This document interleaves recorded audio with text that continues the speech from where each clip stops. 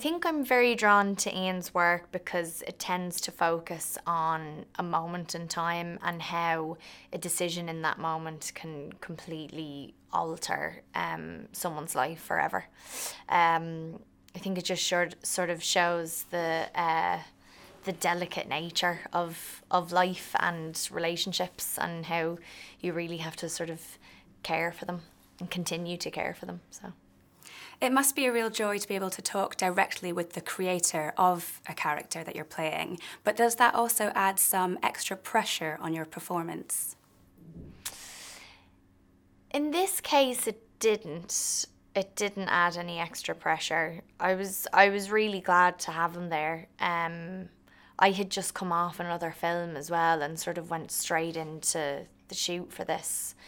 So to be able to spend the time working with Ian in the rehearsal room and talk through everything and shape the scenes together. He was very, very good at allowing us to collaborate with him and really discuss what was right for the characters from all our points of view. So so it was lovely to have him so involved, and if anything, I think it took the pressure off having him there. So. Now, you've worked with Billy Howle previously. Do you think having that kind of prior relationship helped with the awkward scenes that you had to participate in? Yeah, I do think it helped that we had already, worked together on another film, and it was about a year and a half before, but we knew how the other one worked, and it just means that you don't have to go through that week or two of getting to know somebody and having that familiarity with them. We were already there, so yeah, it did definitely help. Your parents are played by Emily Watson and Samuel West. What do you admire about their performances in this film? Oh gosh, what do I admire about their performances? Well, they're just, they're both brilliant actors. Emily appears in maybe 2 or 3 scenes, and she has this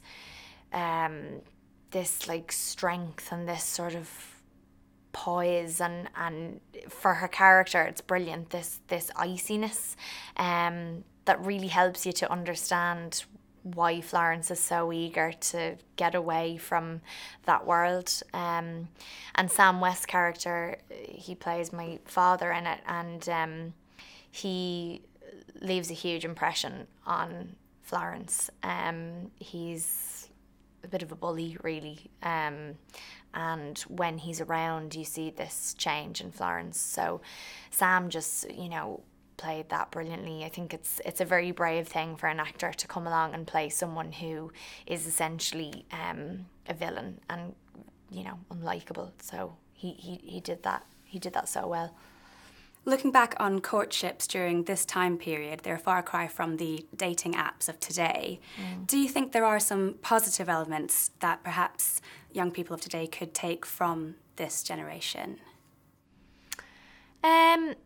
Yeah, I think just in general, everything has become so immediate and everything is so instant. It's like you can instantly find someone to go on a date with, or book a table at a restaurant, or see somebody's face even if they're thousands of miles away, which is brilliant.